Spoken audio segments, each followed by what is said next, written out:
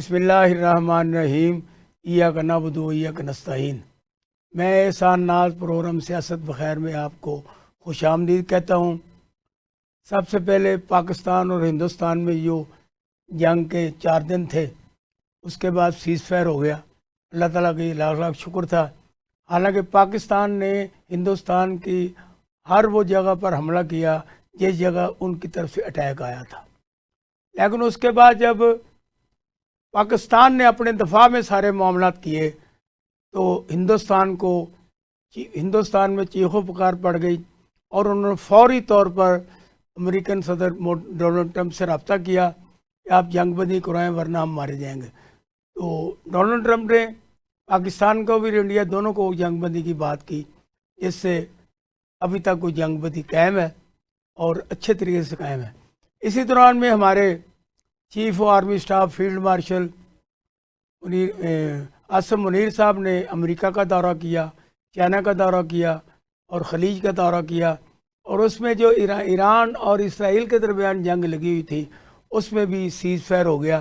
اللہ تعالیٰ کرے یہ بھی سیز فائر جس طرح ہندوستان اور پاکستان کے درمیان ہوا ہے، اسرائیل اور ایران کے درمیان بھی ہو تو اس سے اچھے نتائج نکل سکتے۔ جبکہ یہ جنگ ساری جو ہے وہ عالمی جنگ کی طرف بڑھ رہی تھی، امریکہ نے بھی اپنی بڑے بڑے داغ دیے تھے، لیکن میں نے یہ دیکھا ہے جب مسلمان دھکا لگاتے ہیں اور مسلمانوں کی طرف سے جب ان کو جان کے لالے پڑتے ہیں تو پھر وہ جنگ کی بندی کی طرف آئے ہیں، وہ چاہے ہندوستان اور پاکستان ہو، چاہے ایران اور اسرائیل ہو۔ تو یہ اللہ تعالیٰ کی لاکھ مہربانی اور اللہ کے نبی پاک صلی اللہ علیہ وسلم کی سنوں کا صدقہ ہے کہ ایران نے بھی امریکہ اور اسرائیل کو دن میں تارے دکھا دیے اور ان کی وہ تنصیبات تباہ کی جو کہ وہ سوچ نہیں سکتے تھے۔ حالانکہ ایران میں بھی کافی نقصان ہوا، لیکن اللہ کی مہربانی سے ایران کا ہر جگہ پر ہر معاملے میں بازی لینا اللہ تعالیٰ کی طرف سے ایک حقیقت بنا ہوا تھا۔ اس میں پاکستان کی حکومت نے ایک اچھا رول ادا کیا۔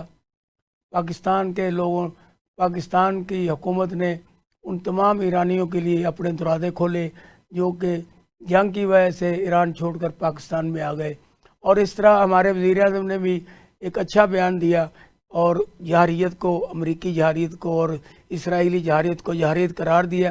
یہ بڑی اچھی بات ہے۔ اب اس سارے معاملات میں پاکستان کو ایک کلیدی حیثیت حاصل ہوئی ہے، اور فیلڈ مارشل عاصم منیر صاحب کو ایک اہمیت حاصل ہوئی ہے کیونکہ انہوں نے اس جنگ بندی میں اپنا رول ادا کیا ہے۔ تو اس سارے معاملات کو دیکھنے کے لیے میں نے آج اپنے پروگرام میں دعوت دی ہے محترمہ سیدہ عابدہ حسین صاحبہ کو، جو کہ امریکہ کی سابق سفیر ہیں، سابق وفاقی وزیر اطلاعات ہیں، وفاقی چیئرمین ضلع کونسل 2 دفعہ جنگ ہیں، اس کے ساتھ سائنس اور ٹیکنالوجی، اطلاعات، کئی ڈپارٹمنٹ کی وہ منسٹر رہی ہیں۔ میں نے ان کو اپنے پروگرام میں دعوت دی ہے۔ محترمہ سیدہ عابدہ حسین صاحب، السلام علیکم۔ السلام علیکم جی، السلام علیکم۔ بہت شکریہ آپ کی آمد کا۔ دوسرے ہمارے مہمان ہیں لندن سے، جو کہ سینئر صحافی اور تجزیہ نگار ہیں، جناب مقیمہ خان صاحب۔ میں آپ کو بھی اپنے پروگرام میں وارم ویلکم کرتا ہوں۔ مقیمہ صاحب، السلام علیکم۔ جی وعلیکم السلام، بہت شکریہ آپ کا۔ تیسرے ہمارے مہمان ہیں اعجاز الحق صاحب، جو کہ ممبر قومی اسمبلی ہیں اور اس وقت بھی وہ اجلاس سے نکل کر ہم سے بات کر رہے ہیں۔ اعجاز الحق، آپ کا بھی بہت شکریہ۔ اور چوتھی ہماری مہمان ہے محترمہ زیبا ناز صاحبہ، جو کہ پاکستان تحریک انصاف لاہور کی میڈیا کوآرڈینیٹر ہیں، وہ بھی ہمارے ساتھ ہوں گی، میں ان کو بھی ویلکم کرتا ہوں۔ جناب سیدہ عابدہ حسین صاحبہ، یہ جو جنگ بندی ہوئی ہے ایران اور اسرائیل کی، امریکہ نے جس انداز میں کرائی ہے، اس پہ آپ کے کیا کمنٹس ہیں؟ یہ مستقر رہے گی یا پھر بھی ٹھاٹھو ہوتی رہے گی؟ دیکھیے جی، امریکہ نے اسرائیل اور ایران کی جو کشیدگی تھی اس کا نوٹس لیا ہے، اور انہوں نے محسوس کیا کہ اگر یہ جنگ بندی نہ ہوئی ان دونوں ریاستوں کی تو یہ معاملہ پھیل جائے گا اور اس کی لپیٹ میں پورا بین الاسلام آ جائے گا۔ تو امریکہ نے سرتوڑ کوشش کرتے ہوئے جنگ بندی کروائی ہے اسرائیل اور ایران کے درمیان، اور امکان یہ ہے کہ یہ جنگ بندی جو ہے یہ قائم رہے گی. اچھا محترم آپ یہ بتائیں کہ قطر کے کہنے پر ایران نے جنگ بندی کی ہے, امریکہ کے کہنے پر اسرائیل نے کی ہے, اور درمیان میں پاکستان بالکل غائب ہے. آپ اس کو کس نگاہ سے دیکھتے ہیں؟ میں سمجھتی ہوں کہ یہ معمول کے مطابق ہوا ہے. جہاں جہاں جس کا اثر ہے انہوں نے اثر لے کے اور جنگ بندی کی ہے. جناب مقیم صاحب آپ مجھے سن رہے ہیں؟ جی جی. مقیم صاحب یہ مجھے یہ بتائیں کہ یہ بہت اچھا اقدام ہے جنگ بندی ہو جانا, اور اس میں کیونکہ یہ عالمی جنگ کی طرف بڑھ رہے تھے کام سارے.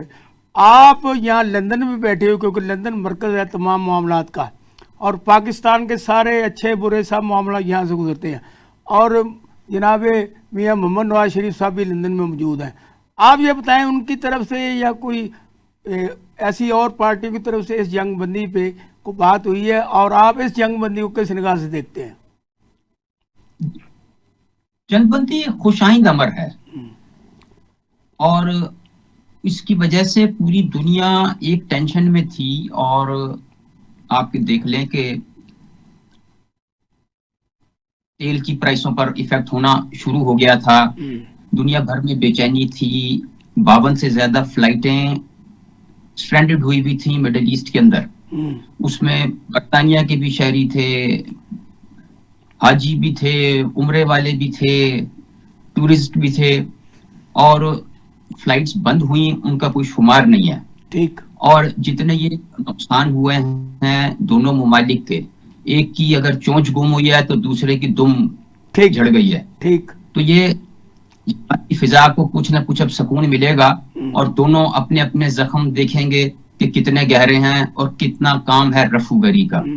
اس میں جس طریقے سے کچھ لوگوں نے اس کو ایگریویٹ کیا, unnecessary aggression کریٹ کیا, اور اپنے ایجنڈے کو سامنے رکھتے ہوئے اٹیک کیا, اس سے ان کے جو مقاصد تھے وہ بھی سامنے آ گئے, اور وہ کردار بھی سامنے آئے کہ جنہوں نے وعدے کیے, جنہوں نے مذاکرات کی دعوت دی, جنہوں نے مذاکرات کے لیے ٹائم مانگا, اور اس کے باوجود ایران کو نشانہ بنایا. ٹھیک. ایران نے جتنا نقصان اٹھایا اپنی ٹاپ لیڈرشپ کے حوالے سے, چاہے وہ ملٹری کی تھی, وہ سائنٹسٹ تھے, اور ان کی جو قیادت تھی, لیکن جو ریزیلینس دکھائی وہ بھی بڑی شاندار تھی کہ ایک دن کے نقصانات کے بعد انہوں نے دوبارہ مورچے سنبھال لیے. ان کی جو سیکنڈ کیڈر یا سیکنڈ لیڈرشپ تھی, اس نے ایران کا ڈیفنس بھی کیا, اس نے حملوں کی نگرانی بھی کی, انہوں نے اسرائیل کو بھرپور جواب بھی دیا, اور نرمی بھی نہیں دکھائی اپنے اس میں سٹانس میں. باوجود اس کے کہا یہ جا رہا ہے کہ ان کے ٹاپ کمانڈرز کو اسرائیل سے باقاعدہ فون کر کے دھمکیاں دی گئیں. اور صاحب آپ مجھے یہ بتائیے گا, ایران کہتا ہے کہ ہم نے اپنے مقاصد حاصل کر لیے, اسرائیل کہتا ہے ہم نے اپنے مقاصد حاصل کر لیے, امریکہ کہتا ہے میں نے اپنے مقاصد حاصل کر. تو یہ کس کی فتح ہے, کس کی ہار ہے؟ یہ ایک بڑی عجیب صورتحال ہے کہ کوئی آدمی ہار ماننے کو تیار نہیں ہے. اب اس سارے کھیل میں سارے وکٹری سٹینڈ پر کھڑے ہیں. صدر ٹرمپ کا دعویٰ یہ ہے کہ جی میں نے جنگ بندی کرائی ہے اور میں ہی ایران کی ایٹمی طاقت کے خاتمے کا سبب بنا ہوں, تو میں ونر ہوں. ادھر کہہ رہا ہے کہ نہیں, ہم نے بھی چونکہ ایٹمی پلانٹ پہ حملہ کیا تھا تو لہٰذا ایٹمی پلانٹ تو ہم نے ختم کیا, ہم جیتے ہوئے ہیں, ہم نے, یہ ہماری فتح ہے. ادھر ایران کے پاس اپنا بیان ہے کہ ریجیم چینج نہیں ہوئی لہٰذا ہم بھی جیتے ہوئے ہیں. تو اس جنگ نے ساروں کو ہی ونر بنا دیا ہے, لوزر کوئی نہیں ہے. اچھا, اس میں آپ پاکستان کی حکومت کا کیا رول دیکھ رہے ہیں اس جنگ میں, ایران اور اسرائیل جنگ میں ہمارا کیا رول تھا؟ دیکھیں, ہم نے جتنی ڈپلومیٹک لیول کے اوپر ایران کو سپورٹ کیا, ہم ان 4-5 ممالک میں شامل ہیں کہ جنہوں نے بھرپور طریقے سے ایران کو سپورٹ کیا اور اسرائیل کی مذمت کی.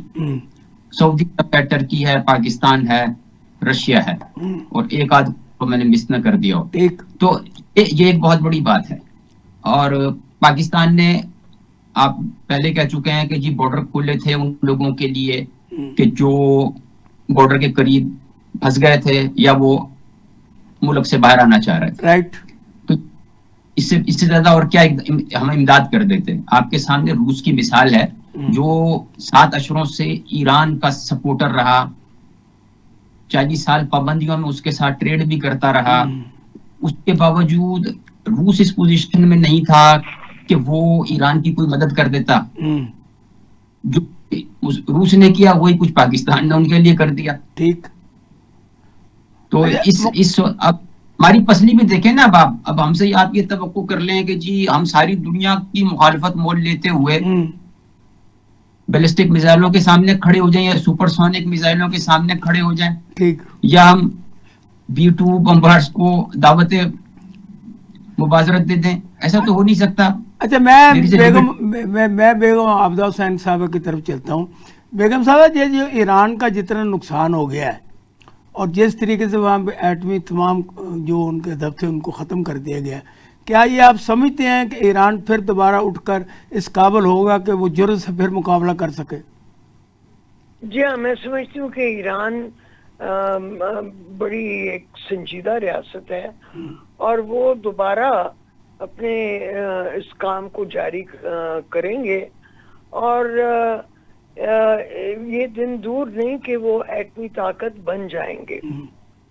میں سمجھتی ہوں کہ ایران کو جنگ بندی سے تو روک تھام کی گئی ہے, لیکن اس کا یہ مطلب نہیں ہے کہ وہ اپنا جو ان کا عزم ہے ایک ایٹمی طاقت بننے کا اس پہ حرف آنے دیں. اور میں سمجھتی ہوں کہ وہ اپنے اس کام کو پایہ تکمیل تک پہنچائیں گے. یعنی حکومت ایران نے ادا کیا ہے کہ ہم اپنا پروگرام جاری رکھیں گے, ہمارا جو بھی نقصان ہوا ایسی کوئی بات نہیں, ہم اس کو جاری رکھیں گے, جبکہ امریکہ کا دعویٰ ہے کہ ہم نے ان کی تمام ایٹمی قوت والی سارے مسائل ختم کر دیے ہیں. جی میں سمجھتی ہوں کہ امریکہ اپنی جگہ دنیا کی بہت بڑی ریاست ہے اور مؤثر ہے, تو وہ یہ دعویٰ کر رہے ہیں, لیکن جیسے کہ ایران کی حکومت نے کہا ہے وہ اپنا کام جاری رکھیں گے. محترم, جیسے کہ ہندوستان اور پاکستان کی یہ جو 4 دن کی جنگ تھی اس میں فرانس کے جو طیارے تھے ان کو بھی دیکھ لیا گیا, چائنا کی طاقت کو بھی دیکھ لیا گیا, اور اس طرح ادھر سے بھی جو ان کے پاس چیزیں تھیں ہندوستان کو انہوں نے دیکھ لیا. اس طرح ان ممالک کی بھی سب کی ہوئی جن کے جو کیا نام ہے طیارے یا کچھ چیزیں استعمال کی. آپ یہ سمجھتی ہیں کہ ایران نے بھی کچھ ایسی چیزیں کی جس کی بنیاد پر جو جن ممالک نے ان کا ساتھ دیا تھا ان کا نام اونچا یا نیچے ہوا ہو؟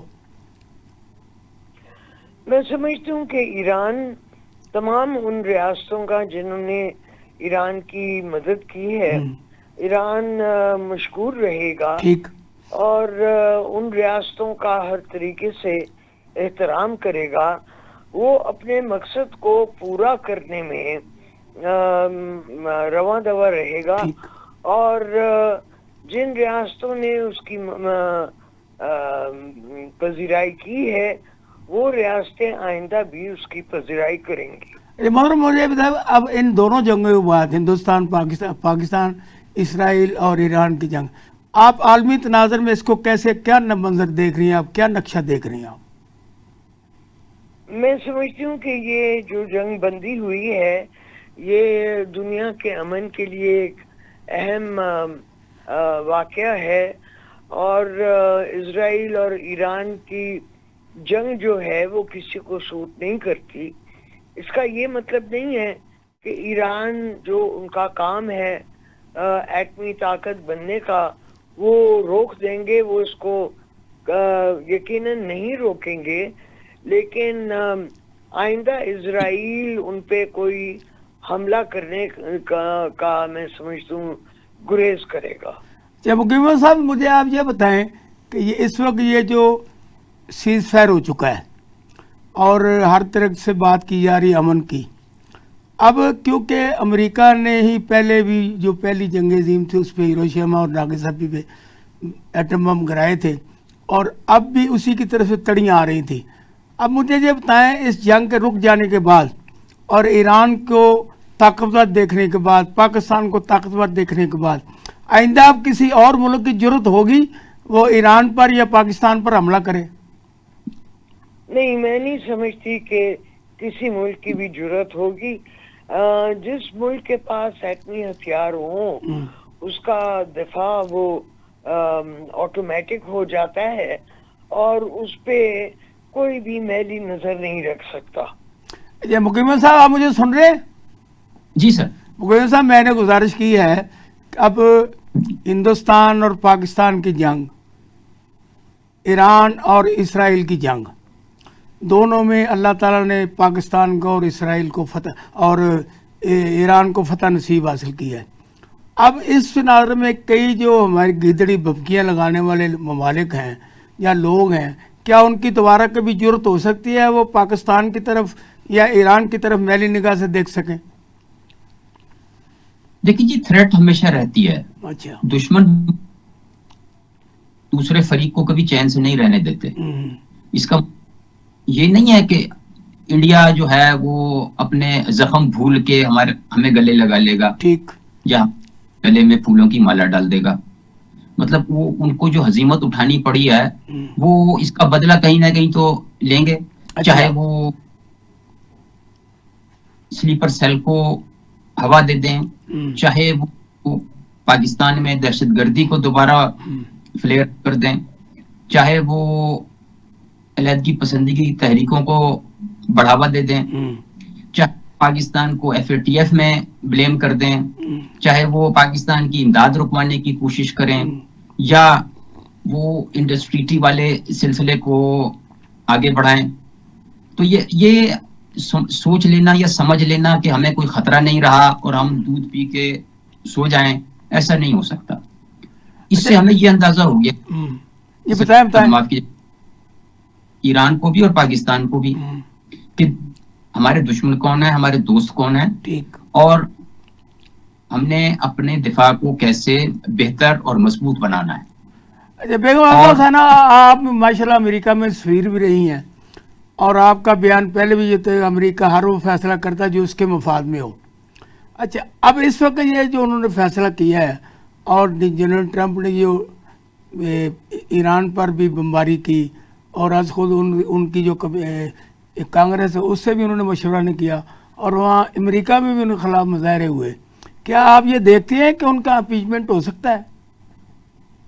जी, मैं समझती हूँ कि उन्होंने जो किया है वो अमेरिका के मफाद में किया है। अच्छा, ठीक, और वो अपने इस काम पे जारी रहेंगे।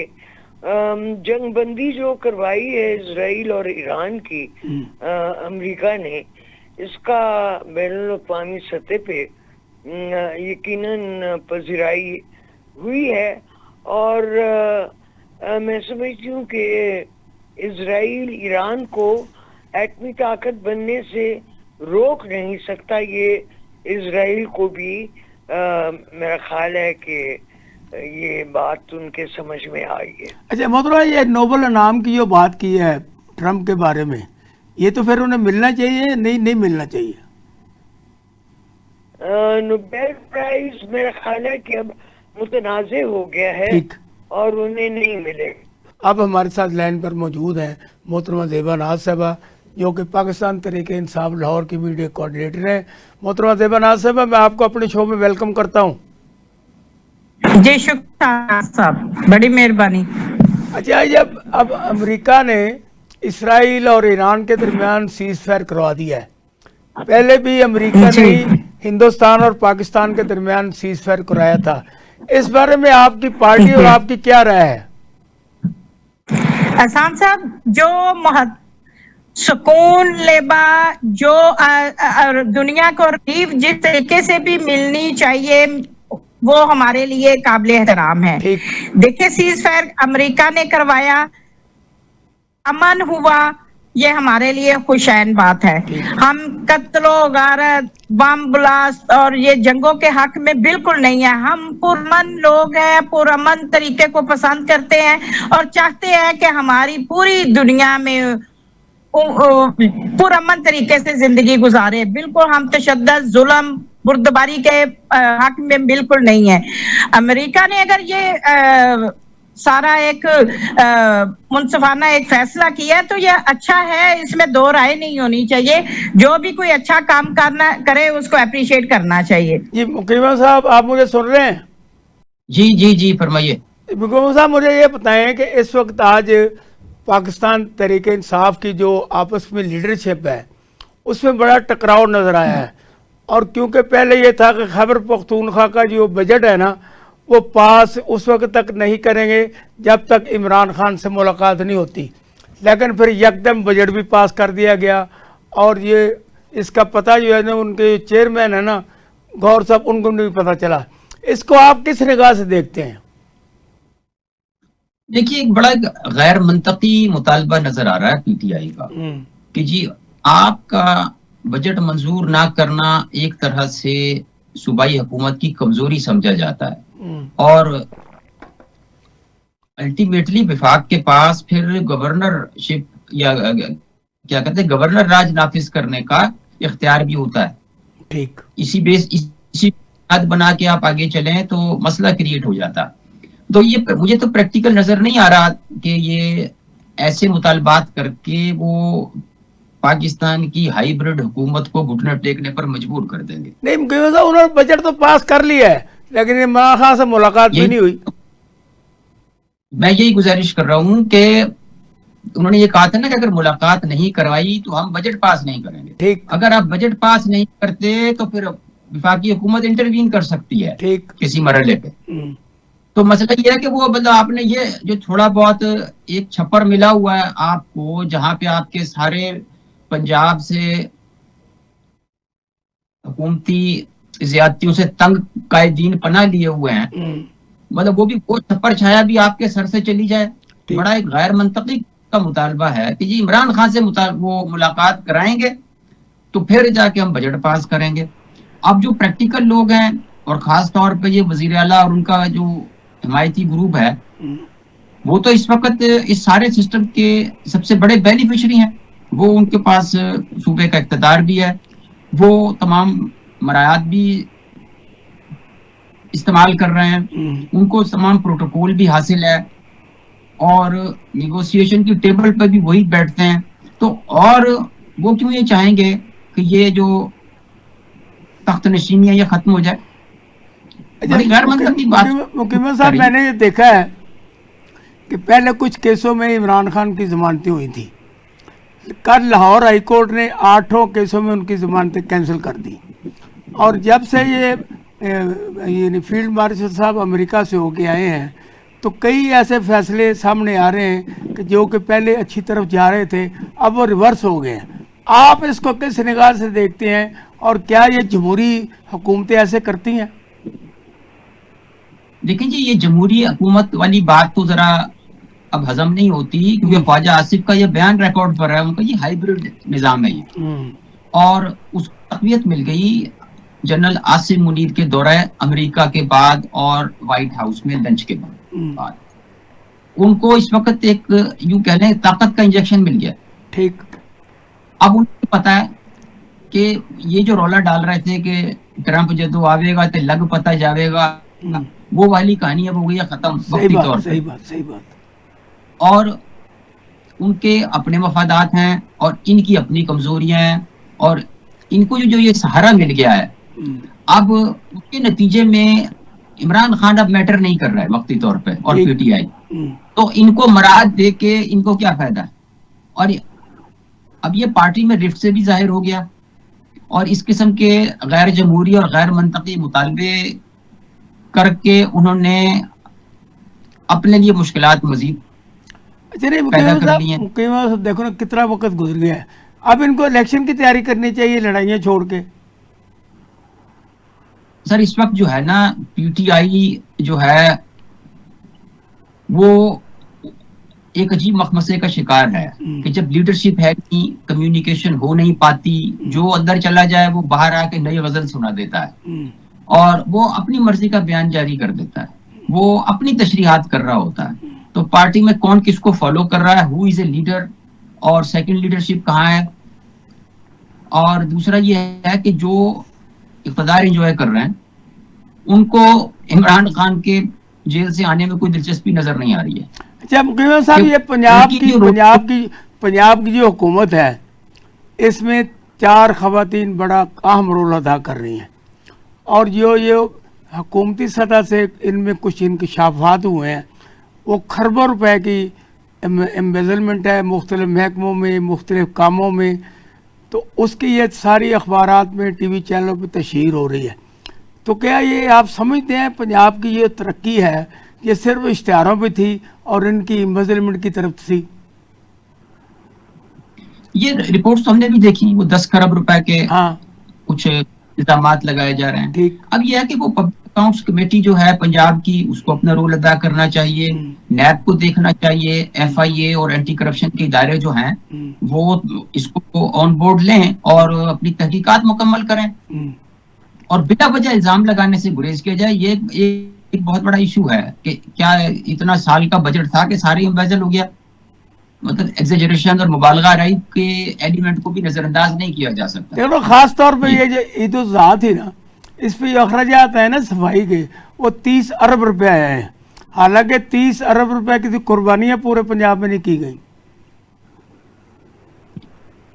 اب اس کی اسیسمنٹ آپ کریں، اس پہ پروگرام کریں، کیمرہ لے کے جائیں، لوگوں کے ویوز ریکارڈ کریں اور پبلک کے سامنے رکھیں. لیکن ان تمام الزامات کی حکومت کی طرف سے کوئی جواب نہیں، سائلنس، ڈراپ سین. نہیں جی، حکومت کی بڑی مؤثر ترجمان ہیں اور بہت بڑے سمجھدار لوگ اس کو دیکھ رہے ہیں، تو I am sure they should be able to respond to that. جمناز صاحب آپ مجھے سن رہی ہیں؟ جی مقیم صاحب کو یہ بتا دیں، وہ ذمہ دار جو لوگ حکمران بیٹھے ہوئے ہیں وہ صرف تکیہ نوسی ہے، وہ صرف دوسروں پہ انگلی کھڑی کرنا جانتے ہیں، تنقید کرنا جانتے ہیں. ان کو یہ نہیں پتا کہ ملک کے اس ٹائم حالات کیا جا رہے ہیں. وہ یہ سمجھتے ہیں کہ ہماری جیب میں جو پیسہ آ رہا ہے وہی ہمارا ہے. وہ تو نام پاکستان کا لگا کے قربانی کے عید کے دنوں میں انہوں نے کیا آب زمزم سے پورا ملک دھو دیا ہے اور کروڑوں اربوں روپے انہوں نے کھا لیے ہیں صفائی کے نام پہ. یہ چور لٹیرے ڈاکو صرف ملک کو لوٹنے کے لیے آئے ہوئے ہیں. نہ ملک کو فائدہ ہو رہا ہے، نہ تو غریب کو فائدہ ہو رہا ہے، نہ تو غریب کے لیے ریلیف مل رہا ہے. مہنگائی سے مہنگائی تر ہوتی جا رہی ہے اور غریب کے بھوک اور پیاس سے اور بلوں سے اور بجلی کی مہنگائی سے مر رہا ہے. اور یہ جو حکومت، یہ جو 4 عورتیں بیٹھ کے اسمبلی میں پارلیمنٹیرین میں قیدی نمبر 804 کے گن گا رہی ہیں، یہ عمران خان کی محبت میں بے چین ہو رہی ہیں کہ اب وہ اسمبلیوں میں بھی عواموں میں بھی گانے گاتی ہیں عمران خان صاحب کے نام کے. یہ ان کو یہ پتا ہے کہ وہ کس کے پاپا تھے، جن کی نام لے رہے ہیں. ہم نام لیں گے تو وہ یہ ہمارے اوپر ایلیگیشن لگا دیتے ہیں. تو اسمبلیوں میں پارلیمنٹیرین میں بیٹھ کے تو وہ کہتے ہیں کہ فلانے کا باپ کون تھا، قیدی نمبر 804. چھٹے منہ آپ لوگوں کا عقل آپ کے پاس سے نہیں گزری ہوئی اور اپنے آپ کو اتنا گرا لیتے ہو آپ لوگ کہ آپ کو شرم نام کی چیز نہیں، کہ پوری دنیا آپ کو دیکھ رہی ہوتی ہے اور آپ عوانوں میں ناچ رہی ہوتی ہیں. ساری جتنی بھی 47 کے حکمران بنے ہوئے ہیں، تھوڑی سی تمیز اور شرم سے کام لے. یہاں کو ہاتھ مارے، دیکھے کہ آپ کو پوری دنیا دیکھ رہی ہوتی ہے. آپ کا کارنامہ تو ایک ٹگے کا بھی نہیں ہے. ناچ گانا اب سوشل میڈیا پہ بھی آپ کے نام سے کلپس بنا کے لوگ پوری دنیا میں وائرل کر رہے ہیں. عظما بخاری صاحبہ کیا کر رہی ہیں، مریم اورنگزیب صاحبہ کا کیا کر رہی ہیں، ایک وہ اور سوشل میڈیا کی جو ٹک ٹاکر بنی ہوئی ہیں وہ کیا کر رہی ہے، مریم نواز صاحبہ کیا کر رہی ہیں. ان کا سب عورتیں، یہ ملک کا جب عورتیں والی وارث ہو جائے نا तो मुल्क इसी तरह बेहंगम हाथों में इसी तरह उनका सत्यानाश होता है जिस तरीके से हमारे मुल्क का हो रहा है। अल्लाह मियाँ हमें इनसे निजात दिलाए और हमें रिलीफ मिले, कोई ऐसा मुनसिफ हमारा पाकिस्तान की डोर जिसके हाथ में हो जिससे हमें सुकून मिले कि ये आने वाला वक्त कुछ बेहतर हो। ज़ेबा नाज़ साहब, ये तो आपने पाकिस्तान मुस्लिम लीग के लोगों की क्लास ली ना, अब अपनी तरफ भी हैं कि आपकी पार्टी में जो इंतशार है, अब आपने कहा कि हम खैबर पख्तूनख्वा का पहले बजट मंजूर नहीं करेंगे जब तक इमरान खान से मुलाकात नहीं होगी, लेकिन मुलाकात भी नहीं, बजट मंजूर कर दिया। हमारे लीडर वो हैं, हम जब तक उनसे नहीं मिलेंगे उनसे बात नहीं करेंगे। हमारा तो बजट इन्होंने जो पास किया, अवाम दुश्मन बजट पास किया इन्होंने, जो इनके हाथ में अच्छे काम थे वो इन्होंने भरपूर उसमें पैसा रख दिया, और जो अवाम को रिलीफ देने वाला था, मुझे बता दे कोई स्कूल, कोई हॉस्पिटल, कोई ऐसे अदारे, कोई काश्तकारों के लिए कोई फंड रखा गया? कितना रखा गया? इन्होंने वो फंड रखे हैं जहाँ पे इनके अपने बिजनेस चलते हैं, जिनसे इनको अपने आप को रिलीफ मिलता है, अपनी तनख्वाहों में इजाफे, अपने कारोबार में इजाफे, हर वो काम किया जिसमें इनको अपने आप को फायदा मिलता है। इस बजट में मुझे बता दे कोई आवाम को खुशहाली का कोई सांस मिला? अच्छा, आप मुझे ये बताएं मोहतरमा, आप मुझे ये बताएं, क्वेश्चन ले ले क्वेश्चन, मेहरबानी। अब ये जितनी भी पहले अपनी जमानतें इमरान खान साहब की हुई थी, कल लाहौर हाई कोर्ट में कैंसिल कर दी गई हैं, अब इसके बारे में आपका आइंदा लहमल क्या होगा? 8 केसेस थे जिसमें उनको बाइज्जत बरी होना था, लेकिन ये फिर कोई प्रोपेगेंडा पक्का है और उन्होंने हमारी 8 की 8 जमानतों पे केस करके सुन के उसके ऊपर जवाब देना था, फिर उन्होंने रिजेक्ट कर दिया। तो कोई फर्क नहीं, नेक्स्ट फिर हम दोबारा ट्राई करेंगे इंशाल्लाह। कामयाबी उनका मुकद्दर है। इमरान खान साहब ने जिस तरीके से अवामी कुव्वत और अवामी वोट से वो जीते हुए हैं, इस तरह पॉपुलरिटी उनकी और ज्यादा तो बन हुई है। अल्लाह और उनका रसूल उनके साथ है, वो 5 वक्त के नमाजी हैं, उनके ऊपर अल्लाह ताला की रहमतें हैं, उनके ऊपर कभी भी कुछ नहीं हो सकता इंशाअल्लाह ताला। मैं अब मुकीम अहमद साहब के पास लंदन जा रहा हूँ। मुकीम अहमद साहब, आपने मोहतरमा ज़ेबा नाज़ साहब की गुफ्तगू सुनी और उन्होंने आपको मुखातब करते हुए कहा कि ये जो तेरे पाकिस्तान मुस्लिम लीग की हुकूमत है ना, इसने जो इक़दाम किए हैं वो सारे अवाम दुश्मनी किए हैं। बजट में कोई ऐसी चीज़ नहीं है जिससे अवाम को फ़ायदा हो। आप इन सारी बातों को किस एज ए एनालिस्ट आप कैसे देखते हैं कि ज़ेबा नाज़ साहब की बात में कोई हकीकत है या सिर्फ ये पार्टीबाजी कर रही हैं? ऐसा लग रहा है कि पंजाब में तो पीटीआई में वो दमखम है नहीं कि वो इसका मुकाबला कर सके। ठीक। अगर उन्होंने बजट में कोई गलत चीजें शामिल की हैं तो आपने उनको हाईलाइट क्यों नहीं किया पॉइंट बाय पॉइंट? ठीक। दूसरा, मीडिया में दिखाते कि जनाब ये गलत हुआ है और पब्लिक को बताते कि ये दुरुस्त नहीं है, और असेंबली में आवाज उठाते।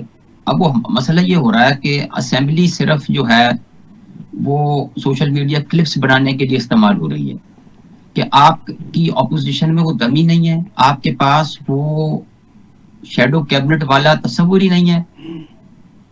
हमारे यहाँ कहा यह जाता है कि ऑपोजिशन जो है वो नेक्स्ट गवर्नमेंट इन वेटिंग है, राइट, कमिंग गवर्नमेंट। अब हम ये जो है वो कोई चीज नजर आ रही कि अगर ये यही बजट पीटीआई बनाती तो क्या बनाती? यूं कहना, वो आइडिया पेश करें ना, आवाम को बताएं, जो इंटेलिजेंसिया है उसको मुतासिर करें अपने दलाइल से कि जनाब ये गलत हुआ है और ऐसे होना चाहिए। कि आज ही साबिक वज़ीर-ए-आज़म खाकान अब्बासी के साहब की मेरे साथ बातचीत हुई, उन्होंने भी इस बजट में बड़े कीड़े निकाले हैं, क्योंकि कोई शख्स भी ये नहीं कह रहा ये अवामी बजट है, वो कहता है टैक्सों का बजट है। और ख़ास तौर पर जो इन्होंने अपनी तनख्वाह और मराहत में 600 गुना 150 गुना इजाफा किया है, और दूसरी तरफ महंगाई का रोना रो रहे हैं और वर्करों के लिए कुछ नहीं इन्होंने छोड़ा। तो इस बारे में भी आप ज़रा बताएं ना, क्या ये हकीकत है कि नहीं है? ये बड़ी तल्ख हकीकत है कि जब तक हमारे सियासतदान इक़्तिदार में नहीं होते, इन्हें हर चीज में कीड़े नजर आ रहे होते हैं। کون سا ایسا بجٹ ہے 78 سال میں کہ جس پہ کوئی تنقید نہ ہوئی ہو؟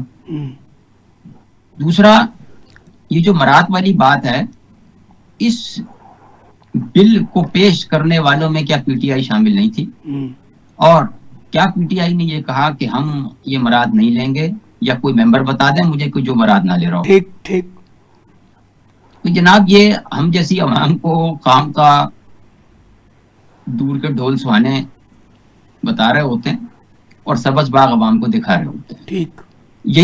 یہی پی ٹی آئی جب اقتدار میں تھی وہ بھی ایسے ہی آرگومنٹ استعمال کرتے تھے، اور جب اقتدار میں رہنے والی جماعتیں حزب اختلاف میں تھیں تو وہ یہی باتیں وہ کہہ رہے ہوتے تھے. ٹھیک. تو ہمارا نہ حال بدل رہا ہے، نہ ماضی بدلا تھا، اور نہ ہی مستقبل بدلتا نظر آ رہا ہے. ہم ان سیاستدانوں کے یرغمال ہیں کہ جو ٹیبل کے ادھر بیٹھتا ہے ہمیں پتا ہے کہ اس نے کیا آرگومنٹ دینے ہیں، جو ٹیبل کے دوسری طرف بیٹھتا ہے.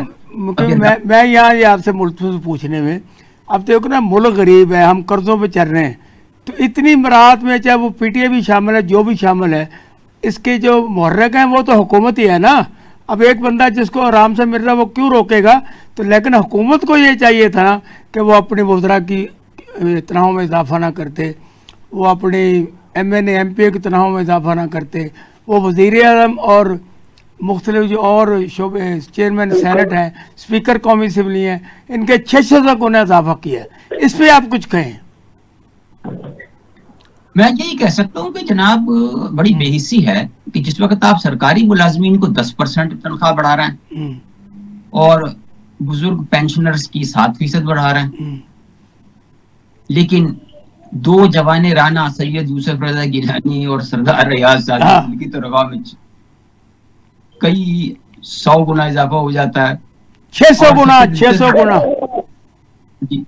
اور سب سے دلچسپ جو اسٹیٹمنٹ ہے وہ سید یوسف رضا گیلانی کی ہے کہ وہ نہیں کیا انہوں نے، مجھے پتہ ہی نہیں تھا. ٹھیک. میں کہو سسیے بے خبرے تیرا لٹیا شہر بھنگور نہیں. جناب مقیمہ خان صاحب آپ کا بہت شکریہ، آپ نے ہمارا بھرپور سیا. محترمہ زیبا ناز صاحب آپ کا بہت شکریہ کہ آپ نے اپنا پوائنٹ آف ویو بیان کیا. اور جناب محترمہ سیدہ عابدہ حسین صاحبہ نے ہمیں ایران، اسرائیل اور امریکہ کے سارے محرکات سمجھائے. میں آپ سب دوستوں کا بہت مشکور اور ممنون ہوں. اب میرے سوالات اور میرے پینل کے جوابات اس کا فیصلہ کرنا آپ نے.